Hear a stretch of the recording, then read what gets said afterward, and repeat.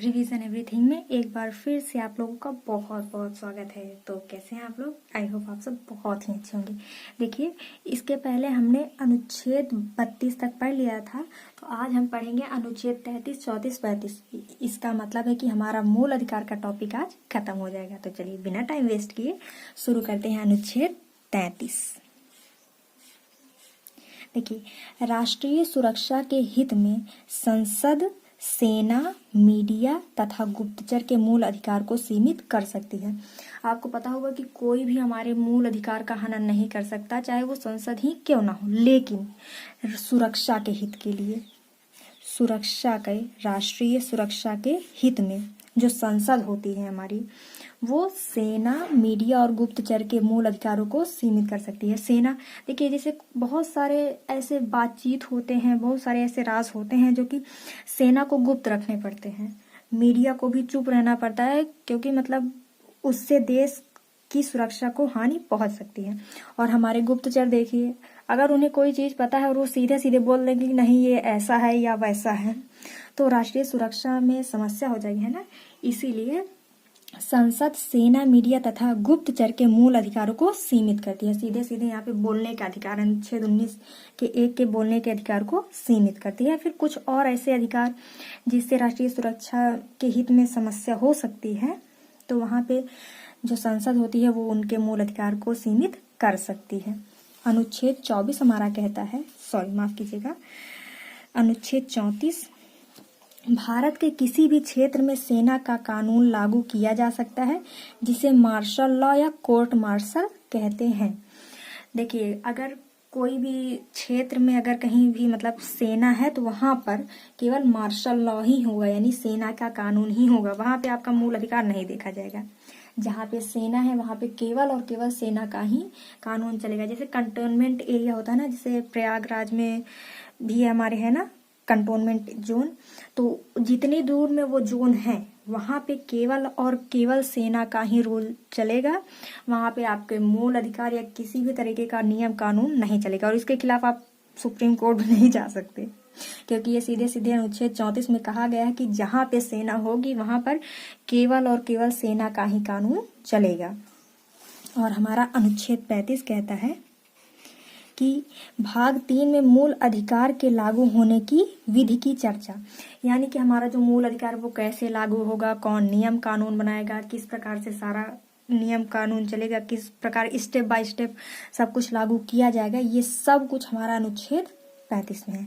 I hope कि आपको 33, 34 और 35 समझ में आ गया होगा।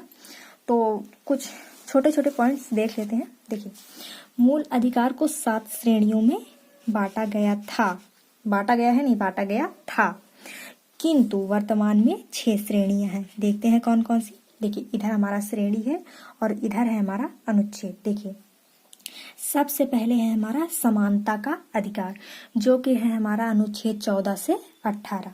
दूसरा है हमारा स्वतंत्रता का अधिकार, जो कि है हमारा 19 से 22। और फिर उसके बाद है तीसरा शोषण के विरुद्ध अधिकार, जो कि है हमारा अनुच्छेद 23 से 24।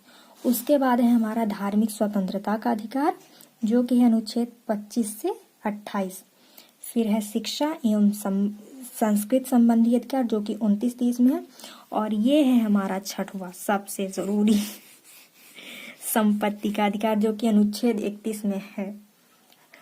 और 7वां है संवैधानिक उपचार का अधिकार, जो कि अनुच्छेद 32 में है। देखिए, जो पुरानी वाली 7 श्रेणी थी उसमें संपत्ति के अधिकार को भी जोड़ा गया था, किंतु वर्तमान वाली जो 6 श्रेणी है वो 1, 2, 3, 4, 5, 6 नहीं, 7वीं वाली है। तो यानी ये कुल 6 श्रेणियां वर्तमान में है। और संपत्ति के अधिकार को मूल अधिकार से हटाकर अनुच्छेद 300 के काम में रख दिया गया। इसलिए वर्तमान में हमारे पास केवल 6 मूल अधिकार हैं। बहुत जरूरी है, याद रखिएगा कि वर्तमान में कितने हैं, 6, जबकि मूल संविधान में कितने मूल अधिकार थे, तो वो 7 थे।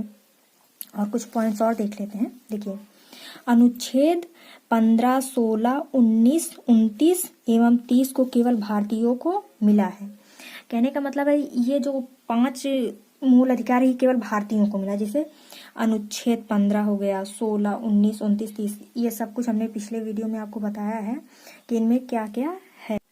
लेकिन फिर से एक बार हम देख लेते हैं कि अनुच्छेद 15, 16, 19, 29 में कहा क्यों गया है और ये क्यों केवल भारतीयों को मिला। देखिए अनुच्छेद 15 में हमारा क्या था कि धर्म, जाति, लिंग के आधार पर किसी से भेदभाव नहीं किया जाएगा। पर मान लीजिए कोई विदेशी आया और कहा कि संविधान में तो कहा गया है कि धर्म, जाति, लिंग और स्थान, जन्म स्थान के आधार पर किसी से भेदभाव नहीं किया जाएगा। तो फिर चलिए हमको भी लाल किला घूमने के लिए भारतीयों जितना ही पैसा लीजिए। आप लोगों को शायद, बहुत सारे लोगों को पता होगा और कुछ लोगों को शायद नहीं पता होगा कि अगर किसी भी स्थल पर आप घूमने जाएं, चाहे लाल किला, ताजमहल या कोई भी जगह हो, तो भारतीयों से कम पैसे लिए जाते हैं, जबकि जो विदेशी आते हैं उनसे ज्यादा पैसे लिए जाते हैं। तो वो बोल देंगे नहीं, हम भी भारतीयों जितना ही पैसा देंगे। लेकिन ऐसा नहीं है, उनको ये अधिकार नहीं है। ये अधिकार अनुच्छेद 15 केवल भारतीयों को मिला है। अनुच्छेद 16 क्या कहता है कि लोक नियोजन में समानता, यानी कि जैसे मान लीजिए नौकरी है, अभी कोई विदेश से आया और कहा नहीं हमको भी नौकरी चाहिए, तो उनको कहाँ से दिया जाएगा भाई। इसीलिए जो अनुच्छेद 16 है वो केवल भारतीयों को मिला है। अनुच्छेद 19 में क्या है, अभिव्यक्ति की स्वतंत्रता। मान लीजिए बाहर से कोई विदेशी आया और हमारे देश के बारे में कुछ भी बोलने लगा या किसी के भी बारे में कुछ बोलने लगा, तो हम क्या बर्दाश्त कर पाएंगे? नहीं। संपत्ति खरीदने का अधिकार, क्यों यहाँ पे संपत्ति खरीदेगा यार? चारों ओर घूमने की स्वतंत्रता उसमें है ना 19(4) में, तो वो चारों ओर नहीं घूम सकता। जहां जहां वो घूमेगा उसे उस जगह के थाने में बताना होगा कि भैया हम यहाँ पे हैं, है ना। तो जो अनुच्छेद 19 है वो भी विदेशियों को नहीं मिला है, ये वो केवल भारतीय के पास है। और अनुच्छेद 19 और 29 और 30 में क्या कहा गया है कि अल्पसंख्यकों के हितों का संरक्षण और अल्पसंख्यकों के शिक्षा का संरक्षण। लेकिन मान लीजिए कि बाहर अगर कोई व्यक्ति है, मतलब विदेशी है, और भारत में आया, कहा नहीं हम भारत में अल्पसंख्यक है, हमको भी सारे अधिकार चाहिए। ऐसा नहीं है, ऐसा बिल्कुल भी नहीं है। अनुच्छेद 15, 16, 19, 29 और 30 ये केवल भारतीयों को मिला है, किसी भी विदेशी नागरिकों को नहीं मिला है। बाकी इसके अलावा जितने भी मूल अधिकार है वो सब विदेशियों को भी मिलेगा। उसके बाद है मूल अधिकार का रक्षक सुप्रीम कोर्ट, अनुच्छेद 30, माफ कीजिएगा अनुच्छेद 30 नहीं है, अनुच्छेद 32 है। देखिए जो मूल अधिकार का रक्षक, जो कि आपने पिछले वीडियो में देखा होगा कि संवैधानिक उपचार का अधिकार, अनुच्छेद 32, यानी मूल अधिकार का जो रक्षक है वो हमारा सुप्रीम कोर्ट है और हाई कोर्ट है। तो जो सुप्रीम कोर्ट है वो अनुच्छेद 32 के तहत मूल अधिकार का रक्षक है और जो हाई कोर्ट है वो 226 के तहत मूल अधिकार का रक्षक है। उसके बाद है मूल अधिकार को राष्ट्रपति कुछ समय के लिए निलंबित कर सकता है। याद रखिएगा कि यहाँ पे कहा गया है निलंबित कर सकता है, हटा नहीं सकता है। जैसे कि मान लीजिए कि राष्ट्रीय आपात के समय कुछ ऐसे मूल अधिकार होते हैं जिनको हटाया जा सकता है। जैसे मान लीजिए कि कोई अगर युद्ध चल रहा है तो उस समय हमारे चारों ओर घूमने के अधिकार को निलंबित किया जा सकता है। नहीं, मान लीजिए कहीं पे युद्ध चल रहा है, कोई भी व्यक्ति वहां पे चला गया, नहीं हमको चारों ओर घूमने का अधिकार है, नहीं, ऐसा बिल्कुल भी नहीं है। राष्ट्रपति हमारे मूल अधिकारों को कुछ समय के लिए निलंबित कर सकता है। तो आई होप आपको मूल अधिकार समझ में आ गया होगा।